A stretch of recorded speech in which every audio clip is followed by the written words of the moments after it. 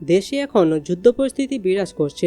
তথ্য ও সম্প্রচার মন্ত্রণালয়ের উপদেষ্টা মাহফুজ আলম মন্তব্য করেছেন যে দেশে এখন যুদ্ধ পরিস্থিতি বিরাজ করছে এবং সে যুদ্ধ অন্য জায়গা থেকে আমাদের ওপর চাপিয়ে দেওয়া হয়েছে। রাতে নিজের ফেসবুক অ্যাকাউন্টে এক পোস্টে এসব মন্তব্য করেন তিনি। পোস্টে মাহফুজ আলম লিখেছেন, গণ অভ্যুত্থানের বিরুদ্ধ শক্তি একটি ছন্দযুদ্ধ চালাচ্ছে। আমাদের মনে রাখতে হবে দেশে এখন যুদ্ধ পরিস্থিতি বিরাজ করছে এবং সে যুদ্ধ অন্য জায়গা থেকে আমাদের ওপর চাপিয়ে দেওয়া হয়েছে। একটা কন্ট্রোল রুম থেকে সে যুদ্ধের প্রতি সপ্তাহ ও দিনের কর্মসূচি চালু করা হয় ও মনিটর করা হয়। আমাদের সে যুদ্ধের বিরুদ্ধে ঐক্যবদ্ধ হয়ে প্রতিরোধ করতে হবে। উপদেষ্টা আরও লিখেছেন, গতকাল মাননীয় প্রধান উপদেষ্টার সভাপতিত্বে একটি পর্যালোচনা সভায় নারী ও শিশুর বিরুদ্ধে নিপীড়ন ও সহিংসতা নিরোধে ব্যবস্থা গ্রহণ, নিষিদ্ধ সংগঠনের কার্যক্রমের বিরুদ্ধে কঠোর অবস্থান গ্রহণ ও সার্বিক আইনশৃঙ্খলা পরিস্থিতির উন্নতি নিয়ে আলোচনা হয়েছিল। আমরা সংবাদ সম্মেলনে বলেছিলাম, সরকার কঠোর অবস্থানে যাবে।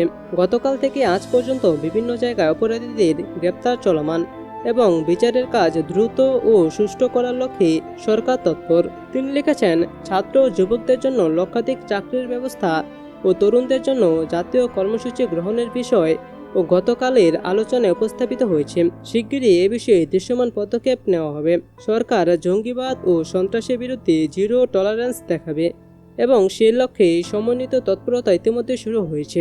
মাহফুজ আলম আরও লিখেছেন, দ্রব্যমূল্য নিয়ন্ত্রণ, সন্ত্রাসীদের গ্রেপ্তার ও বিচার প্রতিষ্ঠানসমূহকে শক্তিশালী করা, জুলাই শহীদ ও আহতদের জন্য ইতিবাচক উদ্যোগ গ্রহণ থেকে শুরু করে বিভিন্ন ইস্যুতে সরকার সক্রিয় ও সফল।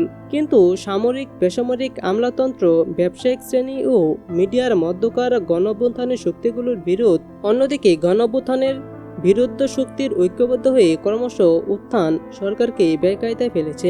তিনি লিখেছেন, সরকার যুদ্ধ লড়ছে গণঅভ্যুত্থানে পরাজিত একটি শক্তিশালী দেশি বিদেশি জোটের বিরুদ্ধে, কিন্তু স্বার্থান্বেষী মহল জনগণের মধ্যকার অভ্যুত্থানের ঐক্যকে নিঃস্বাত করে উঠে পড়ে লেগেছে, সফলও হচ্ছে।